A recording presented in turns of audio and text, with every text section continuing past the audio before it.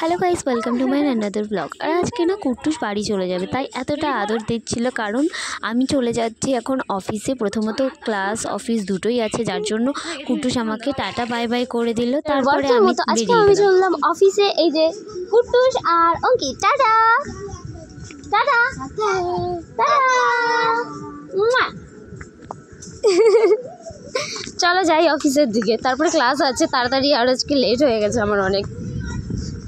আর আমি না অফিসে ঢোকার সময় একটু আস্তে আস্তে যাচ্ছিলাম, কারণ মাঝখানে দুদিন যেহেতু অফিসে আসিনি, তাই ভাবছিলাম স্যার কি বকা দেবে নাকি, কারণ একটা দিন না আমি বলিনি যে আমি আসবো না। সামনে ডগ আছে দেখে না ভয় যেতে পারছিলাম না, সো ডগটা সাইড কেটে গেছে। এখন আমি যাই, আমার ক্লাসে একটু লেট হয়ে গেল, আর এদিকে অন্তরাদি ফোনও তুলছে না, কি যে করবো। চলো যাও যাক আগে। অন্তরাদিকে না অনেকবার ফোন করেছিলাম যে ক্লাসে যাব একসাথে, যেহেতু ফোন করছিলাম অনেকবার করে, কিন্তু অন্তরাদি যেহেতু ফোন তুলছিল না, তাই চলে গেছিলাম একেবারে অন্তরাদির বাড়িতে। তারপরে একেবারে অন্তরাদি রেডি হয়ে অন্তরাদিকে তুলে নিয়ে চলে আসলাম ক্লাসে যাওয়ার জন্য, এবং দুজন মিলে ক্লাসে চললাম। আজকে আমাদের ক্লাসে ছিল একটা ছোট্ট কিউট পুচকি, আর এটা ছিল শিবানীদির মেয়ে, এবং আমরা সবাই কিন্তু আজকে ক্লাসে বেশিরভাগ অ্যাটেনশনটা এই পুচকিটাকে দিচ্ছিলাম। এবং ওকে যখন চুমু দিল না, তখন দেখো কিভাবে তাকিয়ে আছে।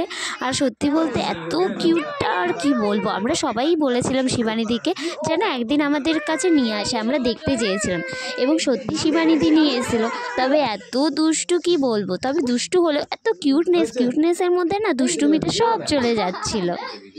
প্রথমত সবাই কিন্তু ওই কিউটিকে নিয়ে ব্যস্ত ছিল, তারপরে আমাদেরকে ক্লাস শুরু করে দিল জয়, এবং কিভাবে হেয়ার স্প্রে দিলে পরে আগুন জ্বলে সেটা আমাদেরকে দেখালো। সো গাইস, পার্লার থেকে তারপরে চলে গেছিলাম একদম অফিসে, এবং অফিসে কিন্তু আজকে কোনো স্যার ছিল না, তাই আমার তাড়াতাড়ি ছুটি হয়ে গেল এবং বাড়ি